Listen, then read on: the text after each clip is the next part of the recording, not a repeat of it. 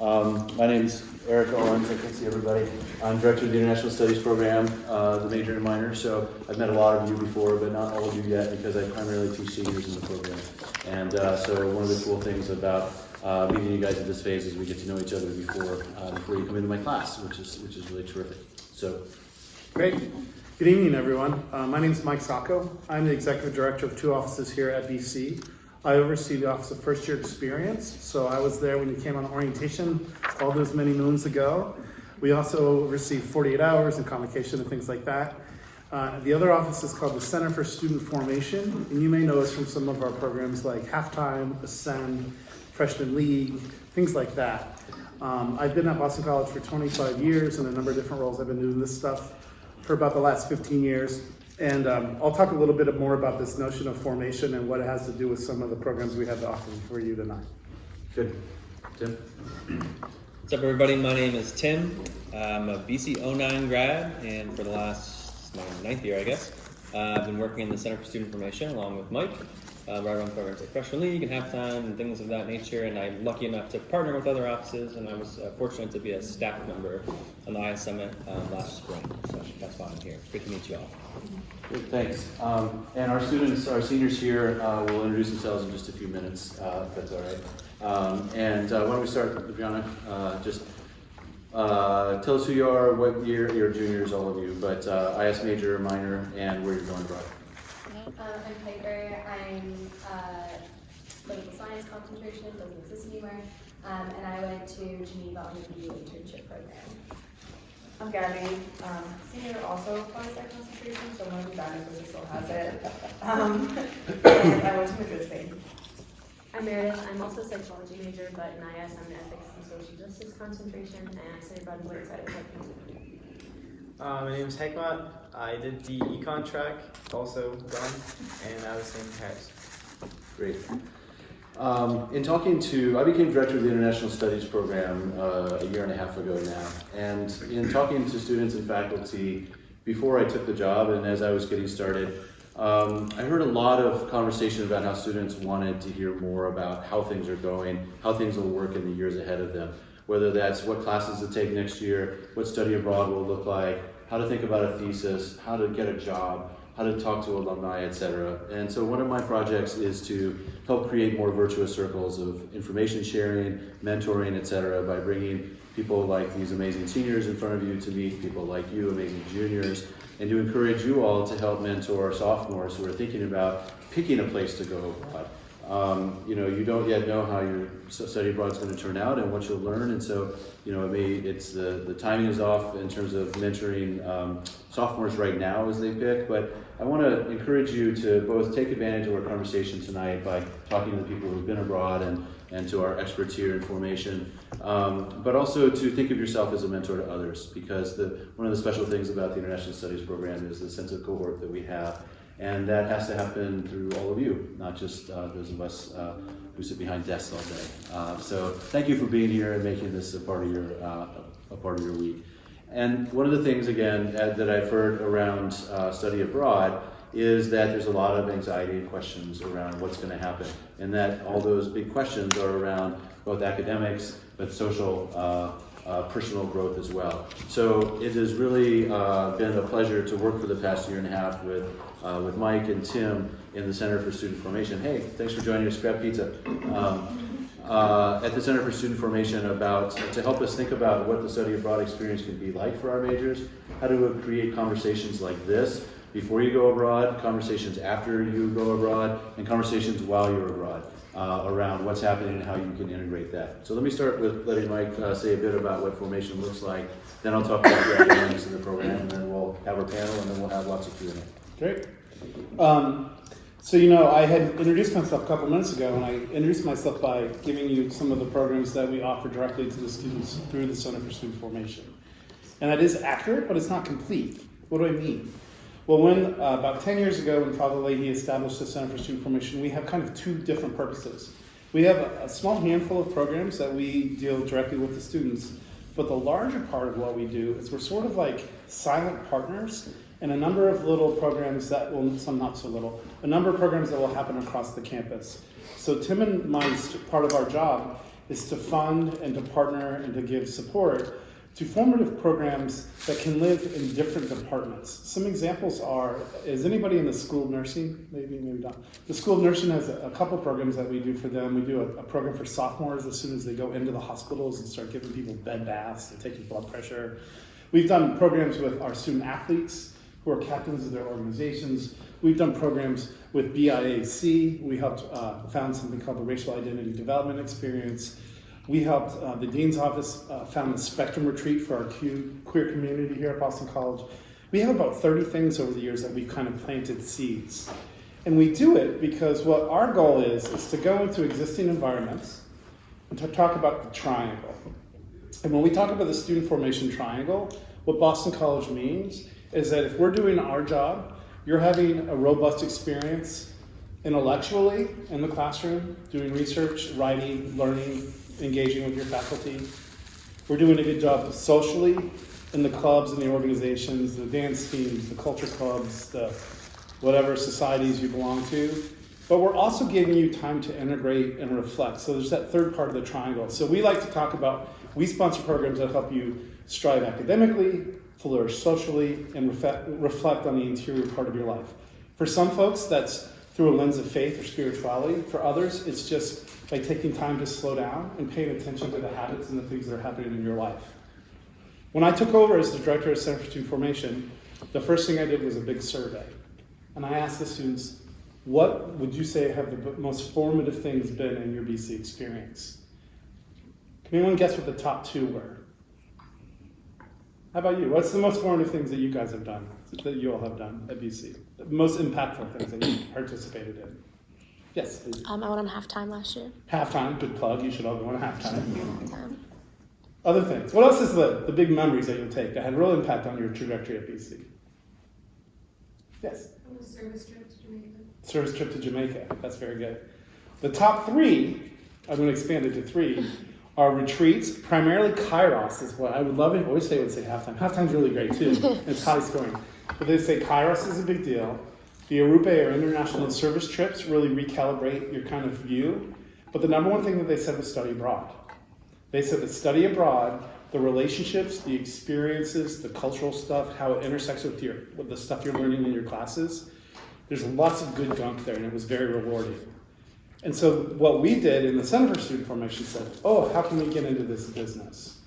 And we developed a program, and this program we're going to talk about in a little bit, is a new version of that program where we want to offer you an experience to do just that while you're abroad. Strive academically, really have a great social experience, but also have time to sit back and say, what the hell am I doing? I talk often to students when they study abroad, and I sit them down and I say, do me one favor. Don't be a tourist, be a pilgrim. Don't be a tourist, be a pilgrim. And we're probably going to hear some wisdom from our people who were abroad last year. There's going to be a lot of pressure and a lot of gravity to literally be a tourist, to be in whatever program you're doing the lightest amount of work that you have to do, and then travel every weekend all over Europe with these great cheap flights that they have, see all the sights, visit your friends. You all have places to obviously stay in Granada at this point. But you can make this wonderful opportunity something that if you do right can help you flourish in all aspects of your life, and you can kind of make it unintentionally one-dimensional. It can be all social or all fun. And that's great. We want you to have fun. I'm not here as the anti-fun police.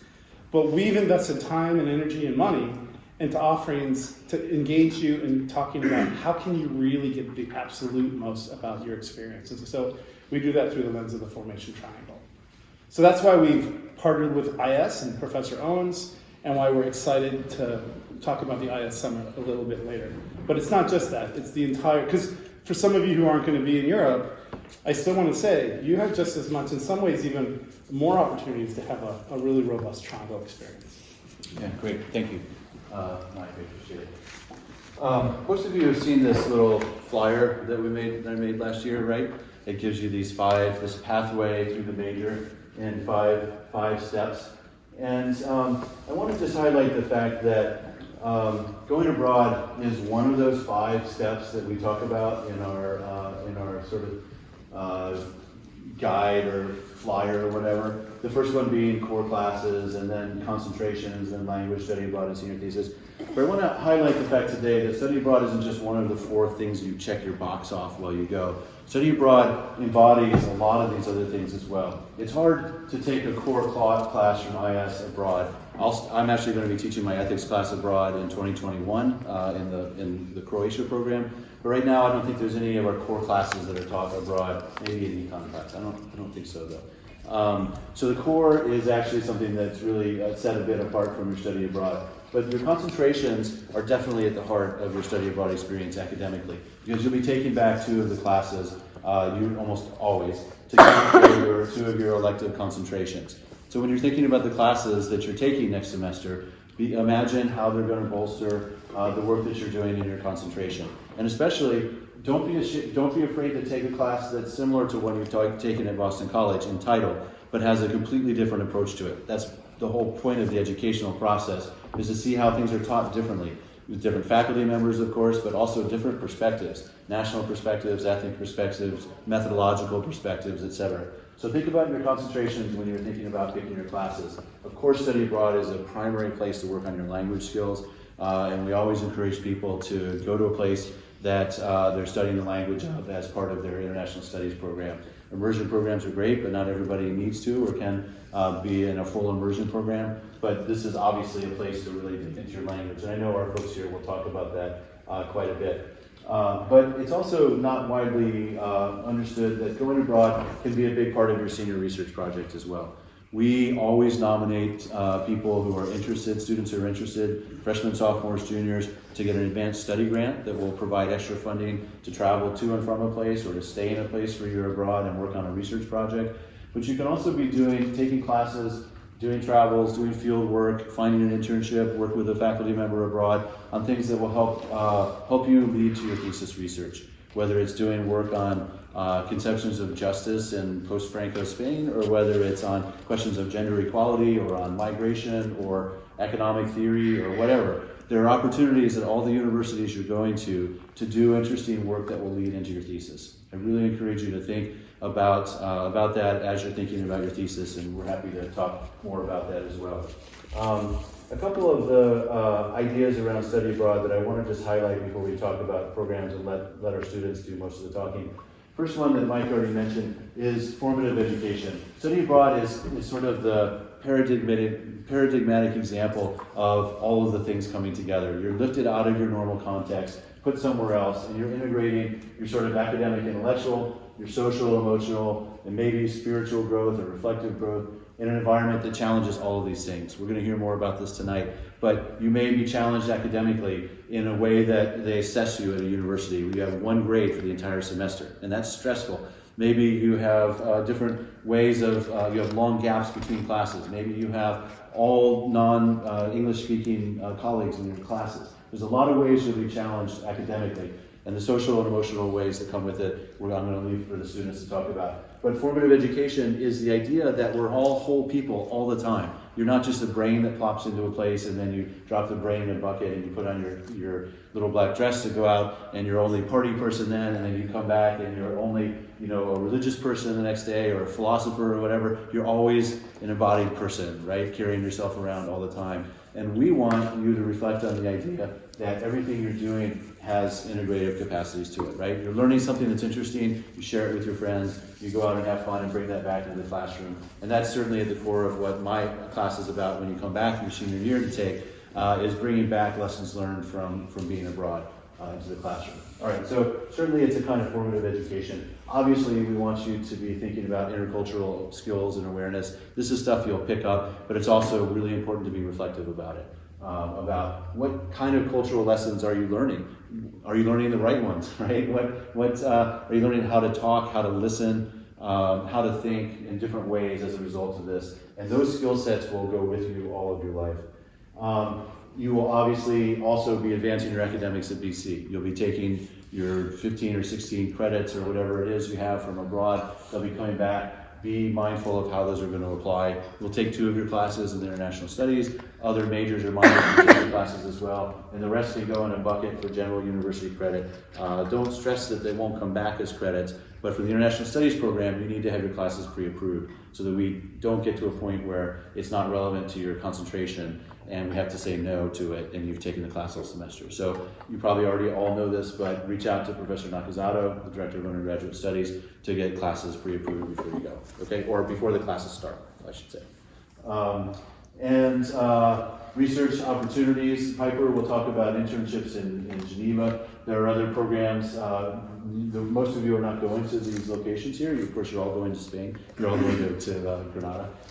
But you might inquire if you're interested in either research or internships, how that kind of work might help you expand your horizons. I should have included service opportunities here as well. But all sorts of different ways to get you outside of the classroom to be doing other things, again, that can help you be a bigger and more well-rounded person.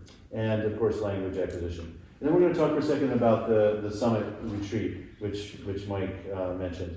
So the summit is the name of a weekend-long retreat where we will invite you to, I have a flyer we can pass around, where we will invite you to reflect on your academic and personal aspects of your study abroad experience. This is in late March. Every one of you is invited. It's in late March, and it's, the location is in the south of England, in Sussex.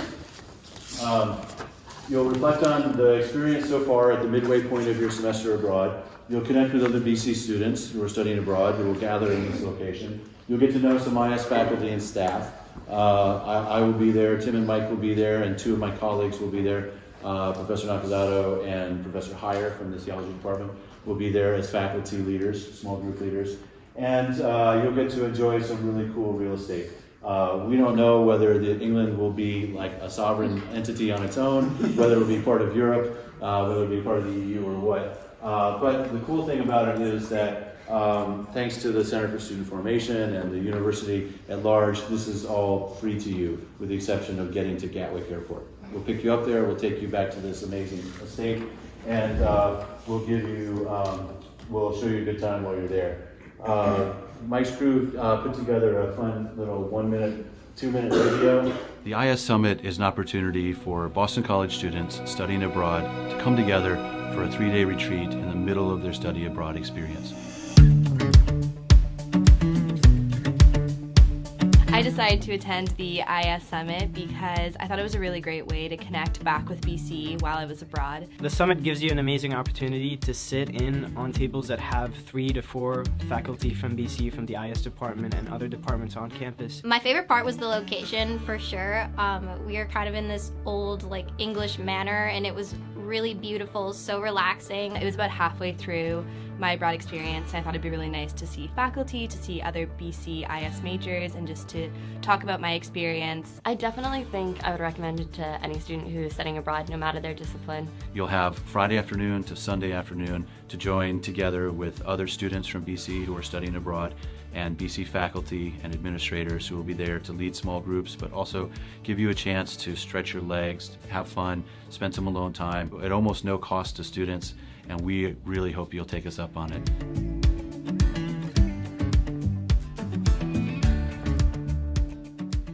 It'll all be jazzy music all weekend.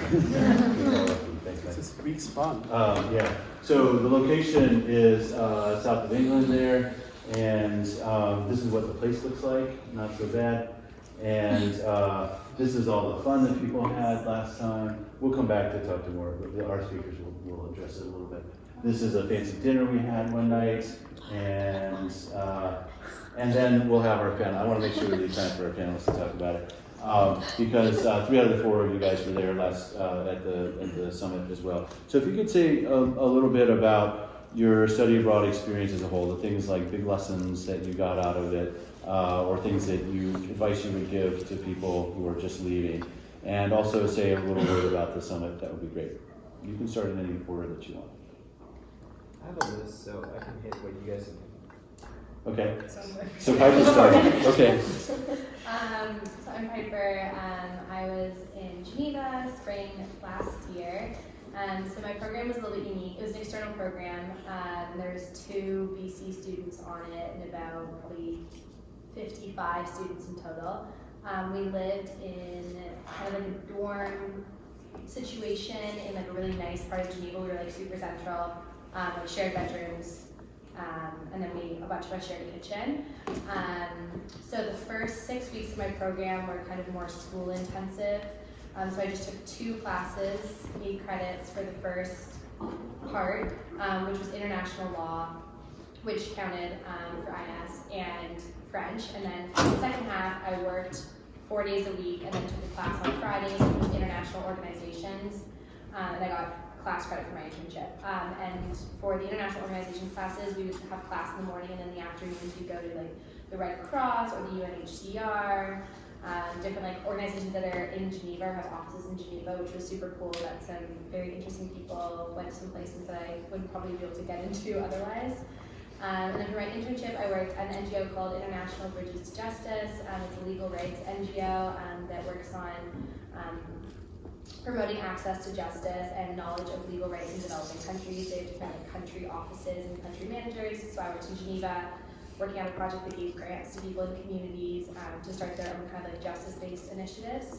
So I did that for the second half. I really enjoyed it. Geneva was great. My big lessons, I wrote them down this time because I forgot to mention them to the sophomores. So kind of my like biggest one related to my internship, and in terms of if anyone gets an internship or does research or service, is kind of think about how it connects to your goals in the future. And that can be goals beyond what you want to bring back to BC. So I'm currently applying to law school. It's killing me slowly. But my entire personal statement is about working as a UN representative. Oh, I also got to go to the UN as the NGO's representative, which is very cool, like go to the Human Rights Council. So like my entire essay, and like I'm hoping that makes me like stand out in the crowd. But that's one of those things that I think is like an opportunity that I took while I was abroad, and it really helps kind of further my goals. I went into it knowing I had those interests. That kind of hands-on experience in a place that isn't a classroom or a club is definitely super different, and is a very cool opportunity that I think that not everybody gets as an undergrad. One of my other kind of big things I learned abroad, more just like generally abroad, is to embrace being independent. I've always thought of myself as like a fairly independent person, but I'm also like very social and was used to like consistently being around my friends. And then after freshman year, like you pick who you live with, you know the people in IS, you're usually around people you know. And it was a great group of people in Geneva, but I didn't necessarily this sounds lonely, didn't necessarily like really click with like a large group of people, which was just the way that it like happened to go in my program. And so I got used to kind of just doing things on my own, and the internship was a big part of that, and I really liked it. And I got really used to just kind of like going off and doing things by myself, and I definitely like had friends and did things with people, but I really did like being consistently independent and exploring a city on your own, especially because Geneva is pretty small. It was just really special. And that also kind of connects with, I don't know if it's necessarily like a lesson, but I think it's really interesting to notice the differences between like the way you're learning like at BC, or the way you apply your BC learning to being abroad, to how other students learn or their interpretations of being abroad. And I was surrounded by BU students, which you would think isn't that different than BC, but I noticed like large differences between the way that me and like the one other BC boy who was in CSOM, so like we're not necessarily the exact same person, but the way like we were seeing abroad in our classes and the way other students were. I just thought that was super interesting. I think that spoke to like what's special about BC. What else did I say? Besides connecting, I know probably everyone's going to talk about like making friends with people who are actually from your country, which is super cool, and I got a chance to do that. But I also think it's really interesting to connect with people who are from other places but are living in the place you're studying abroad, like expats, but people who are actually there. I thought that was super cool, because a lot of people who worked in my internship, the majority of them weren't Swiss. And so my two like closest friends while I was in Geneva was a girl from Belgium and an American girl who'd been at grad school for like 3 years in Geneva. I thought it was just really interesting to hear their experience living in a different country. And I think that's kind of like the expanded version of studying abroad. And so that was just like super cool to hear their takes on it, what they've learned, and they're helpful to kind of help with that trajectory, getting used to a country if they are from somewhere else but now live there. And then my last thing was, I know like a lot of people are gonna say this, but I think it's really cool to like keep some sort of like actual like chronological record of some sort of your time abroad, because I think a lot of your memories, like for one thing, Geneva feels like it never happened to me. Like I always say last semester, because I keep thinking I was at BC last semester, because it feels like it went so quickly. and I did the really basic thing, and I made an Instagram account while I was abroad. But I have like a ton of pictures of like different things I did and captions about like what I was doing. It's really fun to just go back through it and actually like see it chronologically, because I think a lot of those things kind of would have slipped my mind if I wasn't actually able to look at the pictures. Yeah, that's what I have. Guys, abroad changed me. No, but it definitely had an impact on how I came back to BC. I think it like definitely added, changed my perspective a lot. But as you can see, I went to Madrid, Spain. So before I went to Madrid, Madrid was my third study abroad while I've been at BC. So freshman summer, I went to Ireland, Politics of Self-Rule course. Managed to get like a scholarship for that, so that was awesome. Thank you, BC. Second summer, I was able to get a grant to study French in Bordeaux, France, my sophomore to junior summer, and then it came down to choosing a semester abroad place. And my hesitation with Madrid was like there were 50 BC students on my program, and Madrid was like a very big, like a BC heavy place to go. I know they switched the process where it was more even this year. It wasn't for us, like anyone who wanted to go spring could apply for spring. So that may be different for you guys. But I chose to go to Madrid for a bit different reasons than I feel like why most people would choose to go to Madrid. I wanted to go because I'm a Hispanic Studies double major and wanted me to fulfill my peninsula requirements, but also I chose a university that's not offered anymore. It's called Universidad Complutense, and only 5 of the 50 of us went to this university. All my classes were in Spanish. I took 2 classes with all Spaniards. I think it was me and this other girl from a UC school were the only 2 American people there, and they did not care. But I think one of the things that I loved the most about being at that university was taking classes in Spanish. I think something that everyone should do if they're not on the English track is to take all your classes in the language that's spoken in the country, whether that be France or Spain, Spanish, or I don't know. So I think taking it in the language is so important because as IS majors, it's inevitably going to be part of our future. Like, having that language advantage is going to be so important. And then also, it just adds a whole other layer to your learning experience while you're there. Also, it's like you're able to connect with them a lot better, and your professor's just going to appreciate you 100 times more. Something interesting about Spain that I think a lot of people have this vision that it's like a fun country, there's sangria flowing, and like people are dancing flamenco, and there's this vision of Spain that has been kind of curated in the United States through study abroad, through just general like tourism. That's been a huge part of their economy, and I think there's so much more to that. I don't know if Spain's a pretty recent country out of dictatorship. There was like 40-something years of Franco. There was a transition to democracy in the mid-70s, and I think that's a super interesting case to study. Not a lot of people know about that. I remember in high school I never learned about it. I learned about it here just before I went to Spain. So for my Granada people, my Madrid people, definitely do your research about that. It adds a whole other layer to the culture and understanding why Spain is where it is right now, how the culture has evolved from that, how when you get there, it's kind of a bit of a culture shock more than you'd expect. I also would consider getting to know the different point of views in terms of politics and social life. There's certain like rules in society that I think is very good to understand, like respect. And I think that goes everywhere in Switzerland, France, and Argentina. Like it's just good to kind of pick up on those little cues and kind of follow, not just to like be a follower and not be your own person, but just to respect the other country. Like you're in their home. It's maybe an experience for you, but once you leave, life carries on for everyone there. So I think that's really important to make a note of that.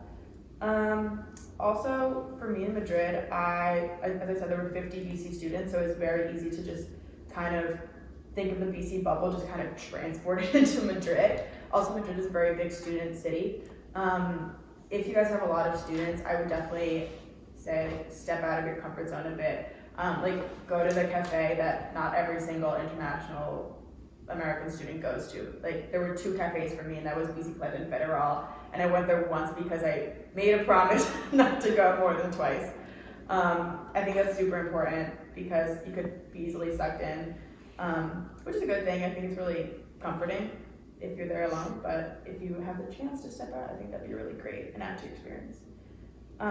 Let's see, what else do I have written down here? I'll talk briefly about the IS Summit, just to plug it a bit more. I decided to go on the IS Summit mainly because I wanted to live the Downton Abbey life. But also because it came in the middle of study abroad. It was on March 13th, 18th-ish. The St. Patrick's Day. St. Patrick's Day We weekend. still went. Yeah. Also, don't go to Dublin. Don't go to Dublin. The more I went, and I really enjoyed it because one, it allowed me to take a step back and just, if you're there, then there's gonna be some moments where you're gonna be really homesick, but then it's gonna come May and you're gonna say, oh my God, how did this just happen? 5 months flew by and I don't even remember what happened. I think with the IS Summit, I went and it allowed me to take a step back and really evaluate what were the pros and cons of my experience so far, like what I could change going forward to improve it, and kind of seeing how it would translate into BC once I got back. Something interesting about the IS Summit was that I met Professor Mara Willard, and she teaches Where on Earth. It's the new sophomore class. I don't know if anybody took like the pilot in here? Okay, yeah. So it became like the first class for all sophomores to take now, and because I met Professor Willard on the trip, she encouraged me to apply to be a TA or like a pod leader for the program, for the class, and I was able to like form a connection with her, and we were able to like chat, and I applied, and now I am as a pod leader. Look at me now. But yeah, that's my little spiel. I think obviously study abroad is going to be great, but it's definitely important to think about how it'll affect you, not just because like abroad changed you in the places you visit, but also like how it'll affect you as a student, how you'll come back a bit different, and like the culture shock that you may experience, and kind of embrace it all. Yeah, also be careful with hostels. Do your research. Oh my gosh, okay. Flipping hemispheres a little bit, well actually entirely. I studied abroad in Buenos Aires, Argentina. And yeah, you guys have touched on a lot of really, really great things. I did an external program, so I studied abroad with SIT, which is a school for international training. You guys all know where you're going, otherwise I was going to say if you need some advice on how to petition your program to OIP, I can help you with that. But yeah, so I was the first BC student to do this program. My particular program studied social movements and human rights, so extremely targeted. And I promise I'm not texting, my notes are on my phone, so let me just get them out. But yeah, so my abroad experience was pretty much like the complete opposite, I think, of what you would think as sort of the traditional abroad experience. Not that there really is one streamlined way, but it just was a very sort of like, I'm gonna try everything new that I can.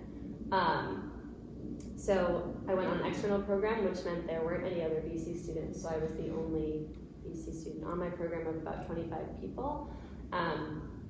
And the program was complete language immersion. So I spoke almost no English except to my friends on the program. But I lived in a homestay. My host mom, who was 79, just me and her and our turtle.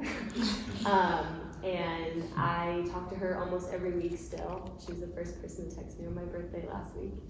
And yeah, so definitely complete cultural immersion. I encourage you to do that as much as you can. I really, really do.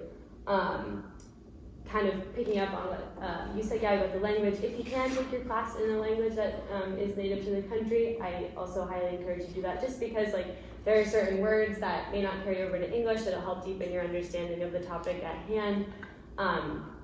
My program was extremely targeted in what I was studying, so I took a class on social movements and human rights, the history of human rights in Argentina, and then I took another class on human rights and social movements together.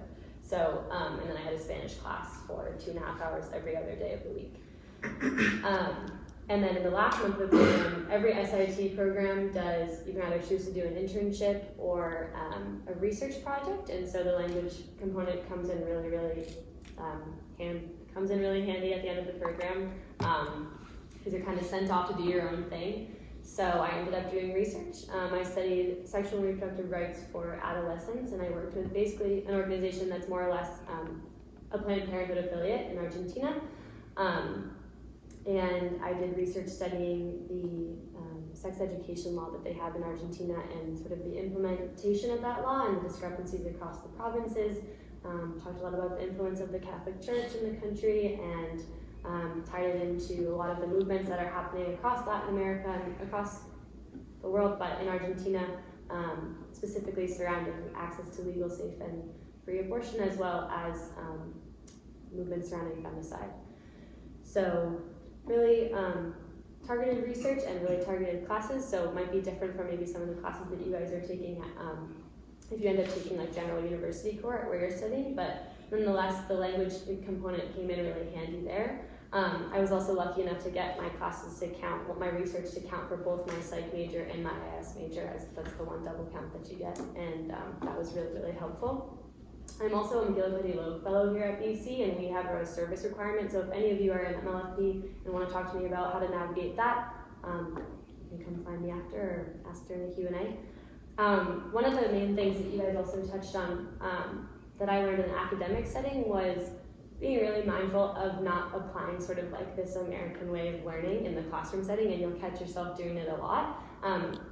It's not a bad thing at all, but really pushing yourself to kind of step outside the Western way of looking at things. The best example I can give is that I had the opportunity to have, I spent a day with the Mapuche community in the southern part of the country, and we talked about feminism, and I was sort of going on talking about my understanding of feminism, and one of the women there stopped me and said, I completely understand where you're coming from, but my definition of feminism is completely different.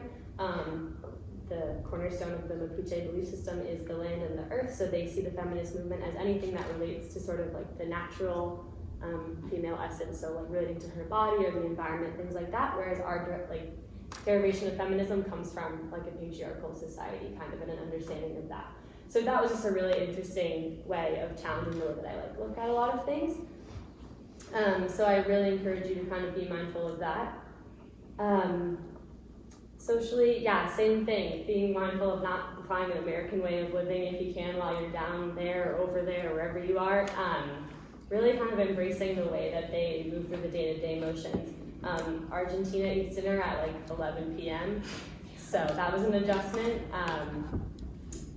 Yeah, the nightlife doesn't start there until 3 a.m. It's a marathon, not a sprint. So yeah, just being mindful of that as well.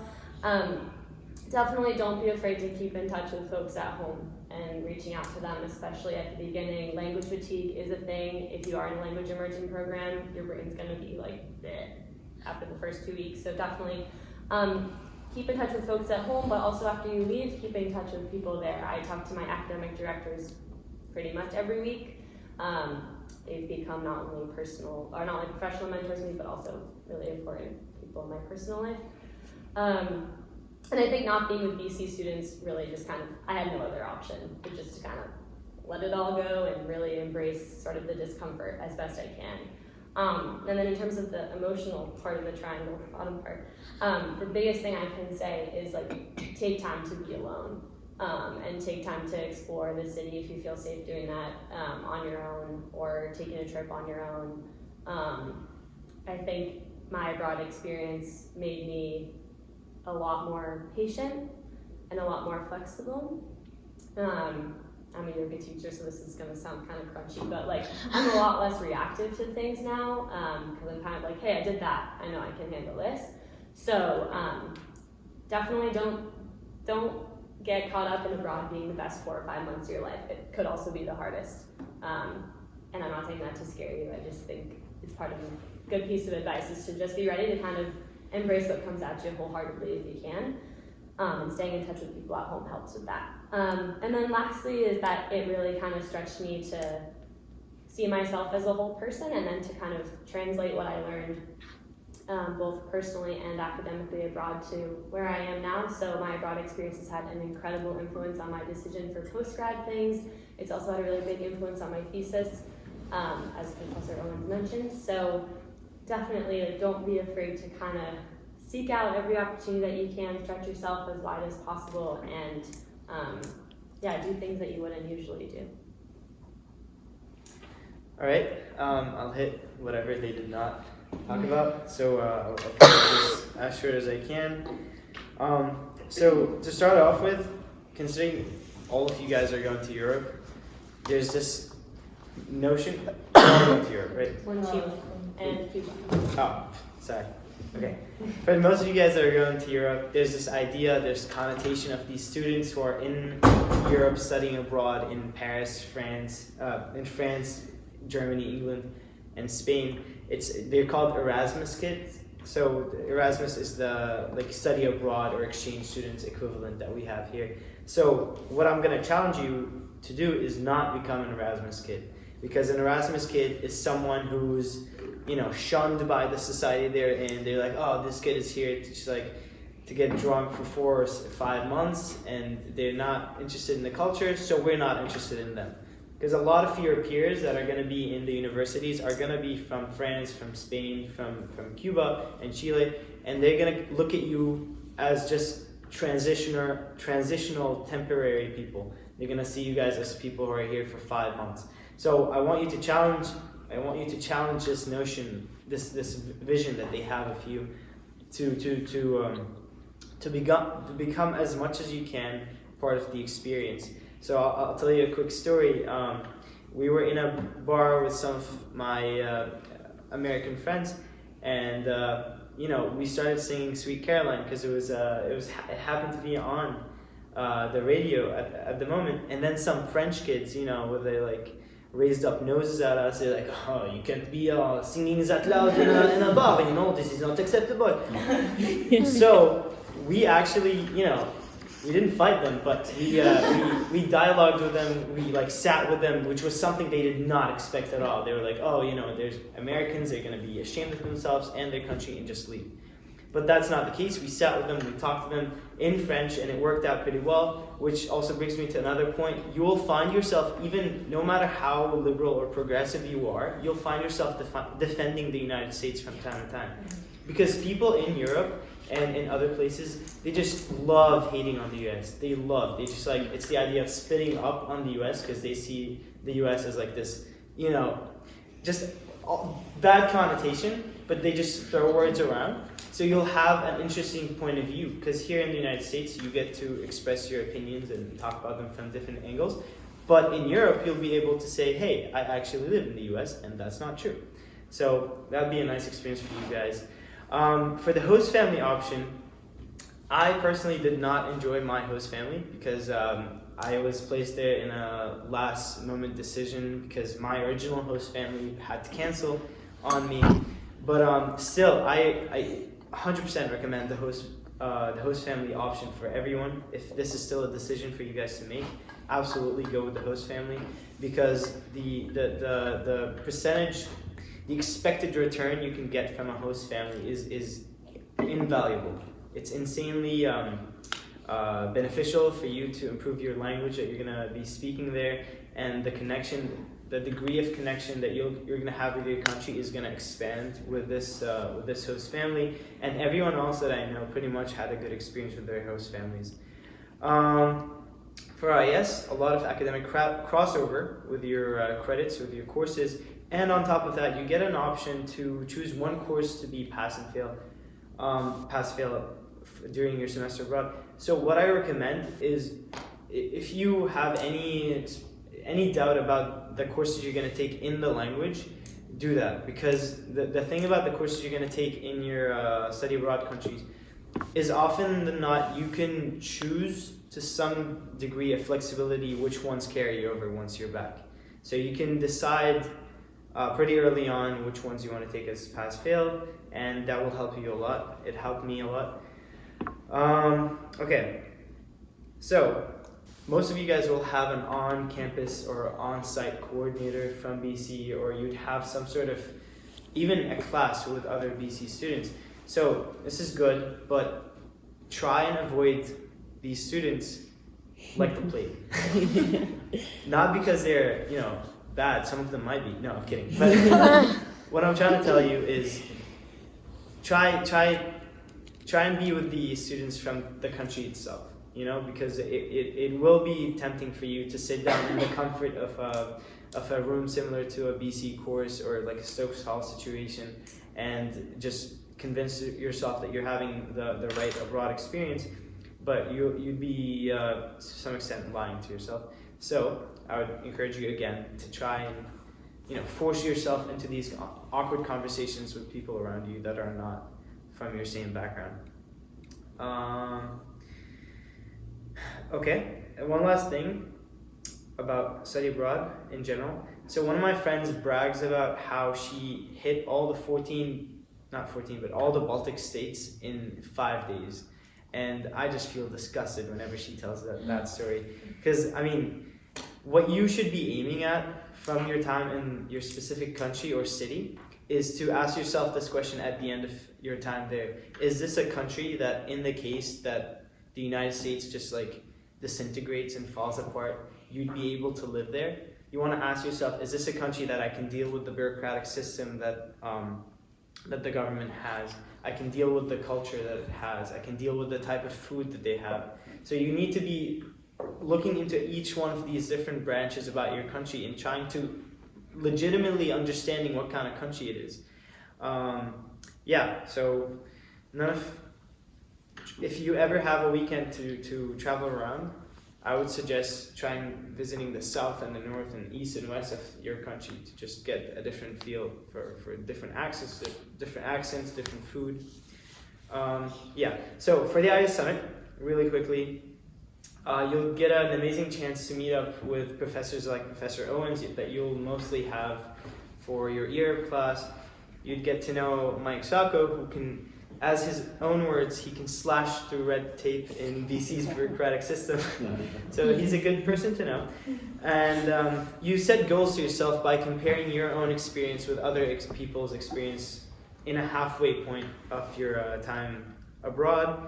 It's a comfortable and pretty place. You can make it a full weekend, and that's also speaking on the St. Patrick thing. You don't want to just not remember a weekend instead of going on the IS Summit. I highly recommend the IS Summit on top of that. And they do offer wine at one of the dinners. So they Office of Student Information will help you with travel costs if you have a big issue. That they were so generous to help me a little bit with my travel arrangements. And and last thing, you get an opportunity to see llamas and alpacas, and you get a You stole shoes. Slippers from the spa. You can take them. Yeah, so they This is a very high-end hotel. Yeah, we get a good rate because it's off season, so just know that. But it's lovely, and if you mentioned living the Downton Abbey life, it certainly is the Downton Abbey life. But it's cool. It's pretty cool. So first of all, thank you guys so much for taking the time to share all this. We really appreciate it. We have other documents filled with lessons learned from studying abroad and things, and our peer advisors can talk to you guys about that too. Grace is a junior peer advisor, but Piper is as well as a senior. We have 3 other seniors who are working with us, and they can help talk about this stuff. But what questions do you have for any of us here, or things that are on your mind before we adjourn for the evening? What do you wish for your experience? Yeah, Doug. I heard that, in contrast to American colleges, there's not a whole lot of university or college sponsored activity outside of the classroom. So how do you get involved in that when you're abroad? Are you going to, where are you going? Copenhagen. Okay. Well, I can't really speak to Copenhagen, so I don't know why I acted so confidently. But for us when we had intercambios or exchange, and that's speaking exchange. So they would create a Facebook event. Normally it would be posted like on flyers on the university. Also, if you're staying in a dorm situation, they always advertise it. But you would go to like a local bar, and then they would wear pins like I speak English, or like I speak Spanish and English and French, and then you kind of go around and pair up with someone and then do like a language exchange. That helped a lot of my friends, and that was a way to kind of get involved a bit with the general college community. At least in Madrid, and I feel like this is common around a lot of Europe, there's not really like college BC versus like BU situation. They're kind of just like, yeah, I'm a student, I go here, and then they kind of just interact. That's one way to get involved. In terms of like actual university sports, I'm not entirely sure. Not sports, but like sports and like activities. One thing that is actually, I'm glad you brought that up, is when you come back from abroad, you guys are all going this spring, you'll have the summer. Don't underestimate the American college student life. Is like, it was like, and reverse culture shock was something I felt over the summer, but then coming back to BC, I was like, ooh, because here a lot of you hold leadership positions in clubs, or you have jobs, or you have internships, or you work, and yeah, you're asked, a lot is demanded of you here at BC. Not that it won't be abroad, but your kind of core objective abroad is to go to class, survive, and have fun. And so I think I came back to BC and was like, oh my god, the American college student life, there's so many things that I have to do all the time. So don't underestimate that, and definitely like utilize outside of school activities, extracurriculars to meet people, but also like, yeah, spend time with people in your program, or try to go out and do things in the larger city outside of your school too. Yeah, other questions, comments, hopes and dreams? Wait, I have a question. How many of you guys have like an on-site coordinator for your program? Okay, that's really good. Use it, the person. Who's gonna, sorry, this is my like tidbit, it's not a question really. But like Matt mentioned, like the bureaucratic systems, those really exist. Like bureaucracy in Europe at least, like is a whole other ballgame. My friend lost his contacts, had to get his contacts shipped from the United States, but because it was US Post Service, in Spain, they don't accept it because it's technically a pharmaceutical product. Like, him and the on-site coordinator had to spend like 8 weeks trying to get his contacts. So like, use the resources that you guys have there in terms of like on-site coordinating. Sorry, that was an interruption of the Q&A. Yeah. It was Brianna. Oh, yeah. So everyone's saying, like, you go there and you, like, learn the language somehow. Well, I've been suffering through French since I was, like, 13, and it's not sticking. And so I have an option to take a French track, and I have an option to take an English track. And you guys have obviously convinced me that I want to take the French track. But then also, how do I, like, not fail my classes? But then, no, like, if I go on the French track and I'm so stressed out and it's not, like, picking up, and then I'm not going out with my friends or exploring those cities because I'm struggling, like, that's, like, my fear there. Like, what, is it really, like, you immerse yourself so much and it, like, you pick it up, or is it something, like, I don't want to fail? It's a great question. I think a lot of people feel that, yeah. I can talk quickly about that. So, I definitely will 100% encourage you to take as many languages in the classes in the actual language, but at the end of the day, it's your personal decision to learn the language or not, because all the learning is going to be happening outside of the classroom. So it's going to be happening in the metro if you decide to talk to the person you're sitting next to. It's going to be happening in the emails that you send to the professors or not send them. It's going to be happening with that like small, like feeling of, butterflies in your stomach before you go out and talk to your classmate and ask them about like a homework assignment, knowing fully well that your accents are probably disgusting. like they all are. It's fair to assume that, and it's fair to understand that others around you have grown accustomed to it. And I actually heard in France by one of my French friends, she's a girl, that she thought that an American accent is actually sexy. So I think she was flirting. I don't know. Notions are changing, and your accent should not inhibit you. Like, it will. Your idea would be, oh my god, like, I can't say this word, so I'm not gonna say it. But it's your own, ability to get over that hump. and that's where the learning is going to happen. If you think you're going to fail, don't take the courses in French, but the learning is up to you. Okay. Thank you. Anybody else got a good better version? Just on the topic of French, I also have been taking French since the dawn of time, and it was not sticking. I don't know if I could have done like a completely French tracked class, like especially with French students. I think I would have struggled with that. But I like took a French class that was like called like French in the workplace. So like the professor was like really focused on it being like more conversational French as opposed to like the passé composé again. And I think that if you're really worried about like failing, I think it's worth it to like take the English track, but like make sure you are taking like a French class. And then I think a lot of it, like Matt said, comes from like speaking to people. Like you will use French and you will become immersed in the French language, even if you aren't like sitting there like not understanding anything in the class. I also think too, when you're forced to be in a position to like survive, it's gonna come. Like it'll come. And when you're kind of just like forced into it, you're gonna understand a lot more than you can say at first. And like I said, language fatigue like will be a thing. So your brain's gonna feel like goop at the end. But slowly and surely, like it really does happen. So maybe if you don't take all your classes in French, maybe take a few. But also like there's a level of like humility too, of like saying it and then being like, I know that wasn't right. Just, you know, like even when I text my academic directors now, I'll like put a bunch of asterisks because I realize I said something wrong and they're like happy to help. They want you to speak. So yeah, I say like go for it if you're comfortable as much as you can and it'll happen.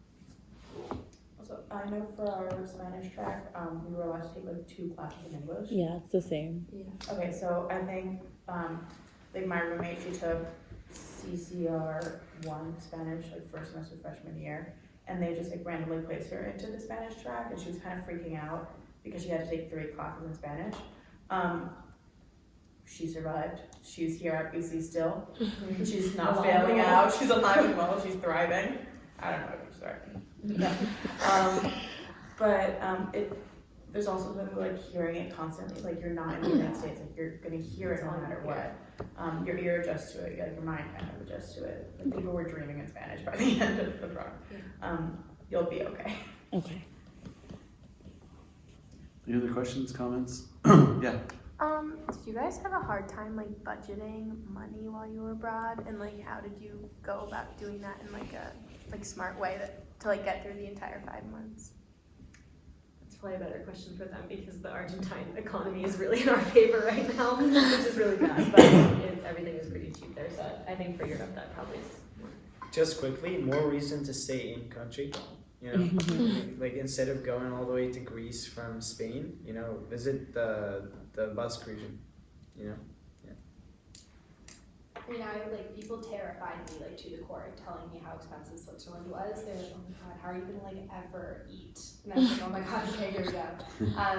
So I think I went like really hard in the other direction at the beginning. And I think that a lot of like people telling you a country is expensive comes from them being tourists in the country. Like people will tell you Boston's super expensive because if you're in Boston as a tourist, you're like going out for all your meals and you're doing all the fun stuff. And obviously if you were like in Switzerland as a tourist, it would be incredibly expensive. And it's not expensive. It definitely is expensive, but it's one of those things where when you go to the grocery store and like make your own meals most of the days, like it's not what people are telling you it is. So I think I just got like a budgeting app and like kind of figured it out for the first 2 weeks, kind of in like the median. Like I kind of tried to go for like a medium amount of money spent, and then like at the end of that I was like, okay, could I do that for the rest of the semester? Like where are places like I could cut like it, and then I would like you budget like 4 trips. I try to book stuff in advance, like stuff like that.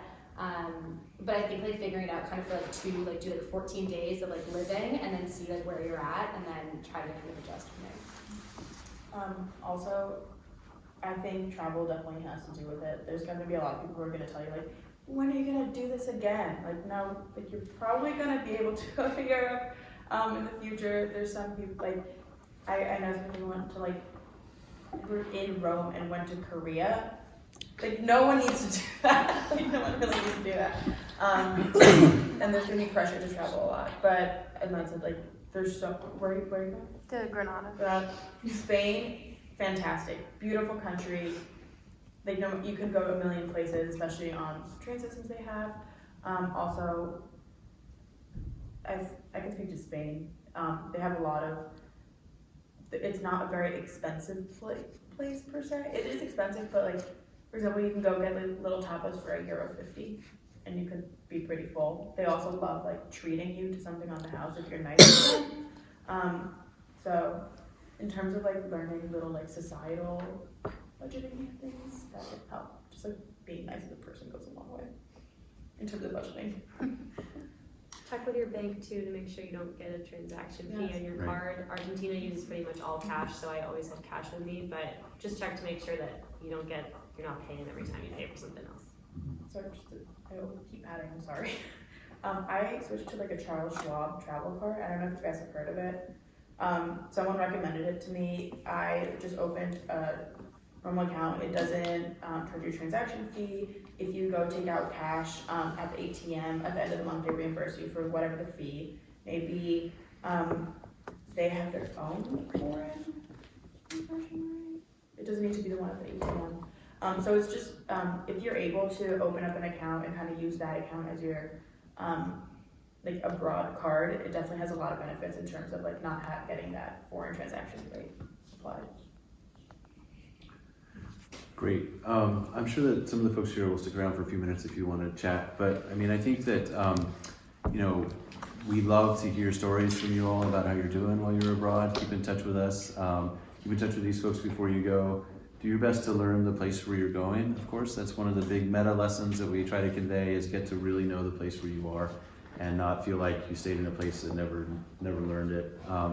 And I heard one person say earlier that don't go into it thinking that it's going to be the best 3 months of your life or 6 months of your life. Maybe it will be, maybe it won't be, but the kind of pressure that we sometimes put on ourselves about something being the best or the biggest or the brightest or the funnest or whatever can be quite overwhelming. And if you can let it be what it is, then that's going to be, you want to have some ownership over it and not be totally reactive to it, but insisting on the bright Instagram version of it, is really rough, I think.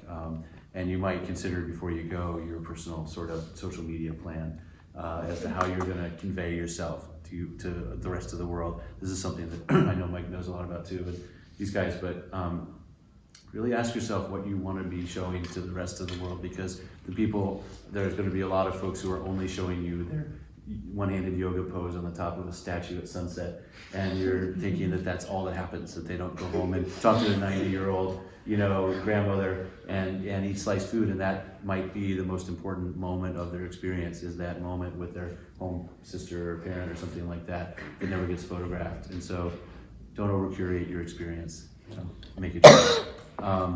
We are here to talk about the summit as well. If you'd like to have questions about that, you'll get an email from us about it. All of you are invited, and we don't have a registration deadline yet, but you want to speak to that? Yeah. 20 spots. We've already had 3 students sign up just based on the email. So please think about coming. I promise you it will be one of the best weekends of your abroad experience. The way that it works is that you go and register for it, and then you're tentatively admitted, but we don't finalize and confirm with you until you buy your airline ticket. We do realize that some of you don't know your academic schedules yet, so you can sign up and just communicate with us to say, my academic schedule doesn't come out because in Spain it doesn't come out because the 3rd week of the semester is driving me crazy. We've been through this before. Most of the flights, we chose Gatwick intentionally because it's an EasyJet outpost, and most of the places you can get there for like $30. If you are in Copenhagen, you can't get there for $30. Or if you're doing something else, if it goes above a certain amount, we can have some financial aid available if it gets egregious, because we don't want you to break your whole travel budget just by coming to the IS Summit. But most of you all can get there for at least under $150 easily under $150 for the weekend.